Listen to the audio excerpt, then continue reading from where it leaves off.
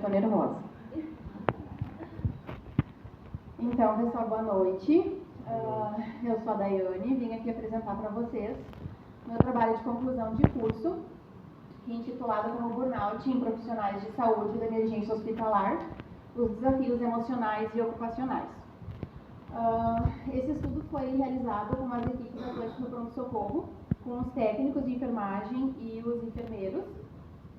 E queria contextualizar um pouquinho assim, de como nasceu esse projeto. Então, eu participei de um projeto de extensão, que é o PET Saúde e Equidade, que inicialmente o foco era a equidade de gênero e interseccionalidade. E chegando até o local, né, de trabalho, no pronto-socorro, eu fui me aproximando mais da questão do bem-estar do trabalhador. Então, algo que vinha sempre me instigando muito era sobre a saúde mental dos profissionais de enfermagem, porque são pessoas que eles lidam diretamente com a dor de outro ser humano. Então, a gente sempre se defende muitas vezes naquela máxima, né, que errar é humano, e essa fatia em especial dos trabalhadores, eles não podem usar essa frase, né, do erro que é humano, porque eles estão lidando com vidas, né. Então, através do estágio, eu já tinha essa observação. Chegando lá no pronto-socorro, me deparei com outro cenário, outro contexto, onde tinha os profissionais, os servidores públicos, num contexto de extrema pressão, onde eles lidam com situações de tragédias o tempo inteiro, levando em consideração também que o Hospital de Pronto-Socorro ele é uma unidade que tem a UTI de queimados maior do Rio Grande do Sul. Então, para vocês terem uma noção assim, do tipo de traumas que eles lidam, que além do trauma do paciente, né, em estado crítico, eles lidam também com a questão dos familiares, né, com o medo da perda. Então, contextualizando e justificando, né, a emergência como um ambiente crítico, ritmo intenso e a exposição constante, né, à dor e à morte. A observação no estágio que começou com os sinais de exaustão, sobrecarga e o sofrimento na equipe. E aí eu indo para a literatura, para a bibliografia, buscando informações, eu percebi também uma carência de estudos no cenário brasileiro. Então, acaba dando um olhar sensível também a esses resultados. Então, diante desse contexto, né, a pergunta que responde a esse problema é qual a prevalência e intensidade do burnout nos colaboradores da saúde do Hospital de Pronto-Socorro. Então, os objetivos, primeiramente, foi identificar os níveis de burnout nesses profissionais, mapear os fatores desgastantes, conhecer as estratégias que cada um utiliza de enfrentamento e, a partir daí, subsidiar as ações de cuidado institucional. Ou seja, foi um trabalho que eu fiz onde eu identifiquei, mapeei, apresentei os resultados para a gestão do pronto-socorro e a gente pôde também fazer um trabalho, que depois vou mostrar um pouco para vocês, um trabalho de acolhimento com as equipes que participaram dessa pesquisa. No CID-11, o burnout ele é um fenômeno ocupacional decorrente do estresse crônico do trabalho. Ele se manifesta por exaustão intensa, distanciamento mental do trabalho e a sensação reduzida de eficácia.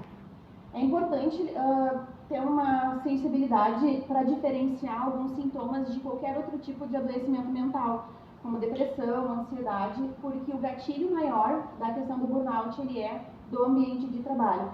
E nos ambientes de emergência, o risco ele é aumentado devido à carga emocional, às decisões rápidas, à alta complexidade dentro da assistência. Adotei uma escala que seria o Copenhagen Burnout Inventory, o CBI, que define os burnouts em 3 domínios, que seria o burnout pessoal, o burnout relacionado ao trabalho e o burnout relacionado ao paciente. Esse modelo ele foi adequado para uso nos profissionais da saúde. A metodologia foi um estudo exploratório, descritivo de abordagem mista, onde a gente fez a quantificação dos resultados, né, de números, e a qualitativa foi onde a gente fez uma avaliação das perguntas abertas que foi realizada para os profissionais. Foi um total de 80 profissionais participantes. Esse número ele veio de um cálculo amostral do total de funcionários, de colaboradores específico da emergência, né? que o pronto-socorro ele tem ali, acho que em torno de quase 600 funcionários relacionados a técnicos e enfermeiros, tá? Então, somente na emergência são 96. Diante desse cálculo, o valor mais seguro para trazer valores mais exatos seriam 80 profissionais. Coleta de papel impresso e as respostas abertas. Então, o CBI ele tem 19 itens para responder na escala Likert, que libera daí em 3 domínios, né, sobre os 3 domínios: pessoal, o profissional e relacionado à assistência. A classificação daí fica em baixo, moderado ou alto. E as questões abertas foram analisadas pelo software Iramotec, que ele faz uma análise qualitativa das palavras que mais aparecem quando a gente redige todas, tal qual as respostas que foram feitas ali no formulário. Então, caracterizando a amostra, tá? A maioria do público foi feminino, 72,5%, idade entre 23 e 68 anos de idade. O turno foi 65% da equipe do diurno e 35% noturno. E o tempo de carreira bem variado, que foi em menos de 1 ano até mais de 40 anos de experiência com assistência à saúde. No resultado global, 85% desses profissionais eles já apresentavam burnout moderado ou alto. Então, isso é um indicador muito alto, que chega a ser quase 8 a cada 10 funcionários que tem um nível de burnout que já precisa de ter um olhar sensível, né? E aí o moderado, 66,5%, alto 18,75% e baixo 15%. Separando por domínio daí, né?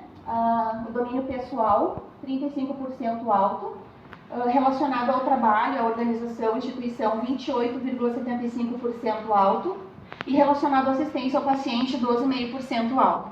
Então, isso também sinaliza que o sofrimento está mais ligado ao desgaste emocional, pessoal e institucional, e muito menos em relação à assistência, até porque eles que, de certa forma, escolheram, né, estar nessa profissão e têm um certo carisma, né, de estar ali diretamente ao cuidado. Já na análise qualitativa, foi perguntado quais os fatores que eles consideram mais desgastantes, né? Então, pelo software, apareceram as palavras em maiores frequência: falta de pessoal, a burocracia, pausas insuficientes, conflitos e falhas de comunicação, sensação de injustiça e de injustiça organizacional. Na pergunta quais seriam as estratégias de enfrentamento, seria o apoio entre os colegas, o humor, a música, atividades físicas e espiritualidade. E 2 pontos também da gente ter um olhar mais sinalizado seria a medicalização e o silenciamento, né? Que são 2 pontos bem agravantes, né?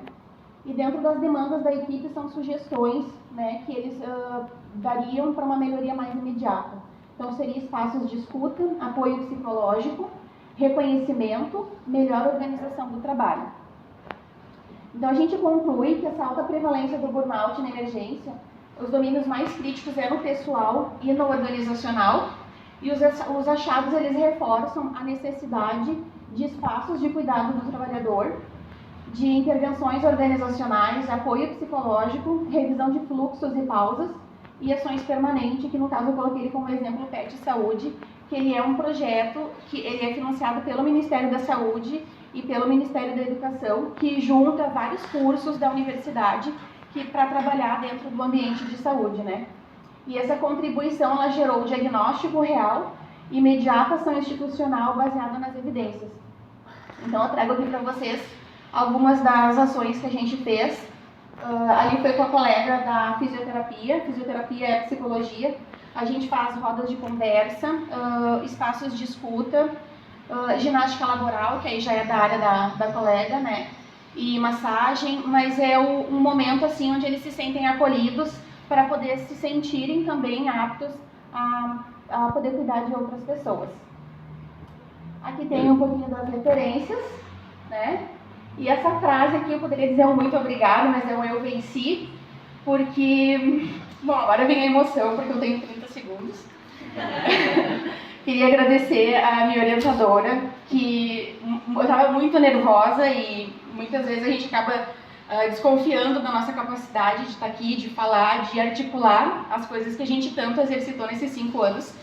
E ela foi lá e disse assim, olha só, eu acredito em ti, então tu vai fazer bonito. E agradecer a minha mãe e as minhas filhas, que elas estão aqui, que elas levem isso como legado, tá? Para nunca desistir de estudar, e estarem sempre evoluindo e crescendo, tá? Muito obrigada. Esse dia que eu tenho que apresentar para vocês.